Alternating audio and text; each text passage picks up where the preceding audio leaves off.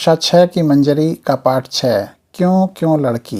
इस पाठ की लेखिका हैं महाश्वेता देवी। महाश्वेता देवी का जन्म सन 1926 ईस्वी को ढाका बांग्लादेश में हुआ था।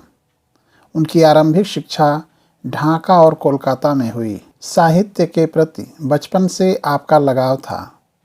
उनके प्रसिद्ध उपन्यास झांसी की रानी, जंगल के दावेदार, 1084 की माँ, चोटी मुंडा और उसका तीर, अग्निगर्भ, अक्लांत कौरव, दौलत और अमृत संचय आदि है।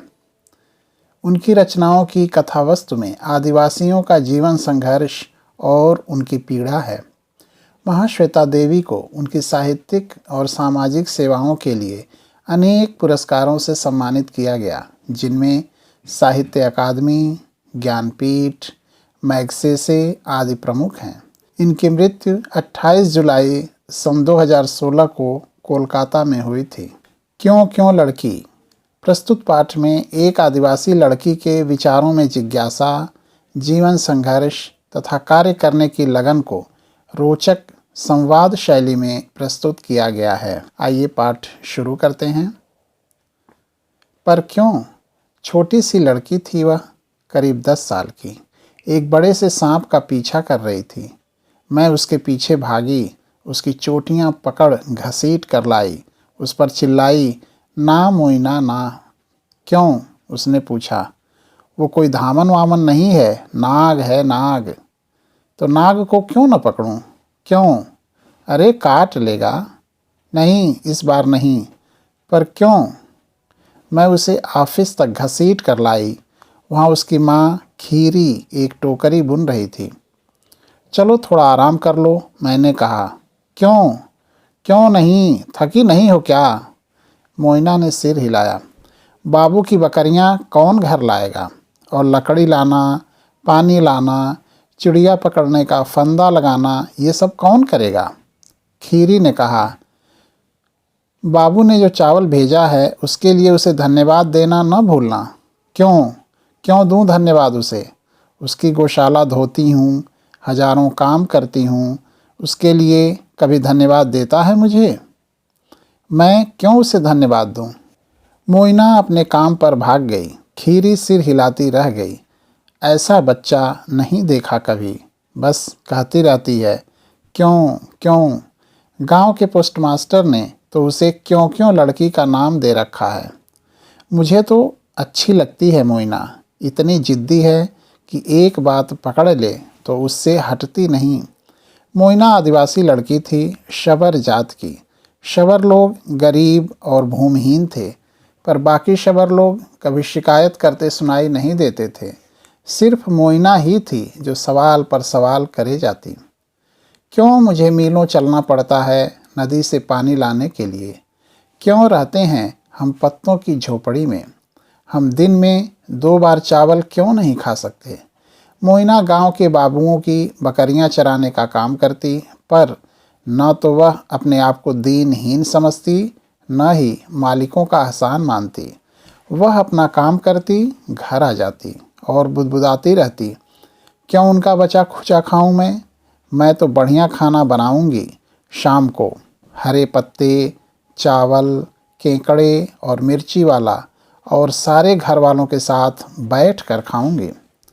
वैसे शबर लोग आम तौर पर अपनी लड़कियों को काम पर नहीं भेजते हैं, पर मोइना की माँ एक पैर से लंगड़ाती थी।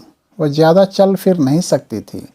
उसके पिता दूर जमशेदपुर काम की तलाश में गए हुए थे, और उसका भाई गोरो जलाऊ लकड़ी लाने जंगल जाता था। सो मोइना को भी काम पर जाना पड़ता था। उस अक्टूबर में मैं समित के साथ वहाँ पूरा 1 माह रुकी। एक सुबह मोइना ने घोषणा की कि वह समिति वाली झोपड़ी में मेरे साथ रहेगी। बिल्कुल नहीं, खीरी ने कहा। क्यों नहीं, इतनी बड़ी झोपड़ी है, एक बुढ़िया को कितनी जगह चाहिए। तुम्हारे काम का क्या होगा। काम के बाद आया करूँगी। और वह एक जोड़ी कपड़े और एक नेवले का बच्चा लिए आ पहुँची। ये बस जरा सा खाता है और बुरे सांपों को दूर भगा आता है, उसने कहा। अच्छे वाले सांपों को मैं पकड़कर माँ को दे देती हूँ। हमारी समिति की शिक्षिका मालती बोनाल ने मुझसे कहा, आप तो तंग आ जाएंगी इसकी क्यों क्यों सुनते हुए। और वाकई वह अक्टूबर ऐसा बीता कि पूछो मत। क्यों मुझे बाबू की बकरियां चरानी पड़ती हैं? उसके लड़के खुद ही कर सकते हैं। मछलियां बोल क्यों नहीं पाती? अगर कई सारे तारे सूरज से भी बड़े हैं तो वो इतने छोटे क्यों नज़र आते हैं? और हर रात को तुम सोने के पहले किताबें क्यों पढ़ती हो?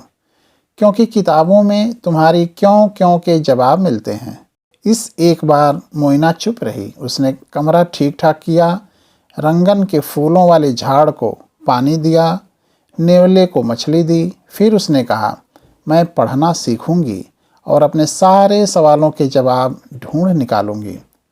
जो वह मुझसे सीखती वह बकरियां चराते समय दूसरे बच्चों को बताती। कई तारे तो सूरज से भी बड़े हैं। सूरज पास है इसलिए बड़ा दिखता है। मछलियां हमारी तरह बातें नहीं करती। मछलियों की अपनी भाषा है जो सुनाई नहीं देती। तुम्हें पता है पृथ्वी गोल है। 1 साल बाद जब मैं उस गांव में दोबारा पहुंची तो सबसे पहले सुनाई दी मोइना की आवाज़, स्कूल क्यों बंद है?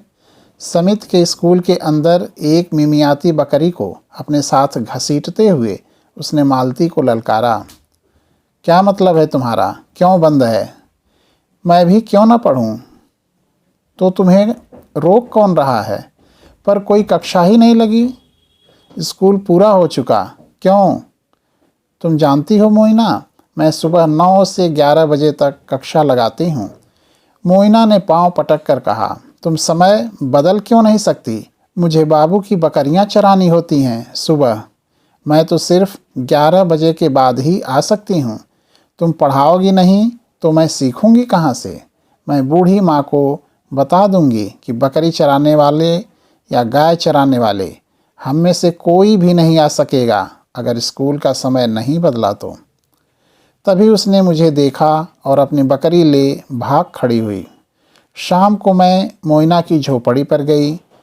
चौके की अंगार के पास मज़े से बैठी मोइना अपनी छोटी बहन और बड़े भाई को बता रही थी, एक पेड़ काटो तो 2 पेड़ लगाओ। खाने के पहले हाथ धो लो। जानते हो क्यों? पेट दर्द हो जाएगा अगर नहीं धोओगे तो। तुम कुछ नहीं जानते हो। क्यों? क्योंकि तुम समिति की कक्षा में नहीं जाते। तुम्हें क्या लगता है गांव में जब प्राइमरी स्कूल खुला तो उसमें दाखिल होने वाली पहली लड़की कौन थी? मोइना। मोइना अब 18 साल की है। वह समिति के स्कूल में पढ़ाती है। अगर तुम उसके स्कूल के पास से गुजरो तो निश्चित ही तुम्हें उसकी बेचैन आवाज़ सुनाई देगी। आलस मत करो, सवाल करो मुझसे। पूछो, क्यों मच्छरों को ख़त्म कर देना चाहिए? क्यों ध्रुव तारा हमेशा उत्तरी आकाश में ही रहता है? और दूसरे बच्चे भी अब सीख रहे हैं पूछना क्यों। वैसे मोइना को पता नहीं है कि मैं उसकी कहानी लिख रही हूँ। अगर उसे बताया जाए तो कहेगी, क्यों? मेरे बारे में क्यों?